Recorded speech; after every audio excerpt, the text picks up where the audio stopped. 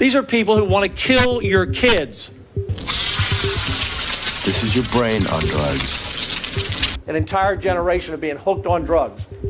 And they want to hook our generation of young people today for a lifetime of drugs. And you need to sell that story. That this is not a game. Now, let's see if I can still make a straight line. One 22-year-old who bought this, I don't know what product it was. I think she said wedding cake. He stepped in front of a train and got run over, killed. What you talking about, Willis?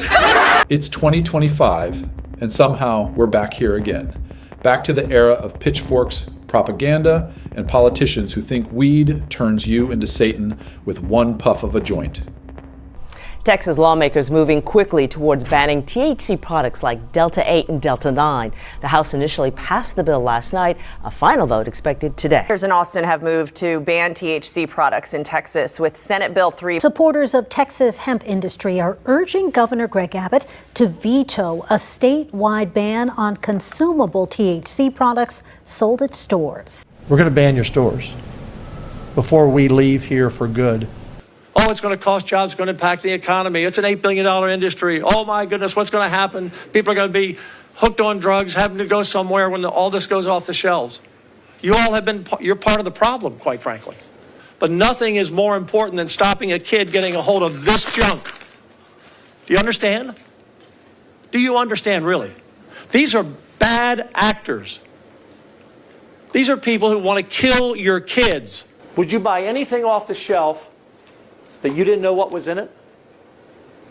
That could change your whole mental state for the rest of your life? Would you want that? Anybody want this bag? Catch. You want it?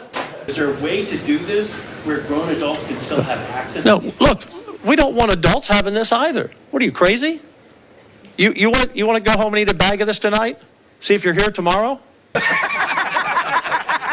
adults are buying this stuff too. Make no mistake. We want to protect the 20 and the 30 and the 40 and the 50-year-olds too. We don't want anybody buying anything off the shelf that could kill them or ruin their mental state for the rest of their lives. The young man who was 22, who stepped in front of a train after he ate some of this junk, he wasn't a kid. He was an adult. That's crazy talk. That's the kind of talk, the reason why we're here. There is no net societal good that comes out of legalizing intoxicants. What you talking about, mister? But while Texas is cracking down on THC, they're loosening restrictions on alcohol. Why is that? Enjoy responsibly. On Sundays, starting at 10 a.m., you can now go to the store and stock up on your favorite wine and beer. Before, stores couldn't sell alcohol until noon. Alcohol to go is now law in the state of Texas. Yep, alcohol lovers rejoice. You don't even have to leave your doorstep to drink from your favorite restaurant's beer or wine list. In the past 5 years, these alcohol policies have killed more Texans than any dispensary ever could. Tonight, a memorial is growing near the site where Ann and Cedric Barrett were hit by a suspected drunk driver. Following a deadly head-on crash that killed her mother and the man suspected of driving drunk. Right now at 5, a family is grieving tonight after their 5-year-old child died in a crash. Investigators say the driver who crashed into them may have been drunk. When police say he was hit by a driver who didn't stop to help, turns out that driver, Crystal Reyes, was allegedly drunk at the time. Police say that man was drunk Sunday night when he caused the crash that killed everyone in that mother's vehicle. We could keep going on and on. The number of tragedies caused by alcohol-related accidents in Texas is terrifying. For many, THC isn't about getting high, it's about staying alive. Wolfer works here at Vapor Lair in Houston's Galleria area and is a Marine Corps veteran. He now lives with chronic pain and seizures. I have a hard time walking now. I have intermittent seizures and my arms shut off. Ibuprofen doesn't work, morphine, and things like that. So THC actually used to help me get through a lot of it. These would all be illegal. This would all be illegal. Under an all-out THC ban, Serenity Organics would basically be empty. Owner Melanie Carpenter says even the dog treats are contraband under the proposed law. Restricting legal access to THC products will decrease public safety, pushing people to the black market where nothing is regulated.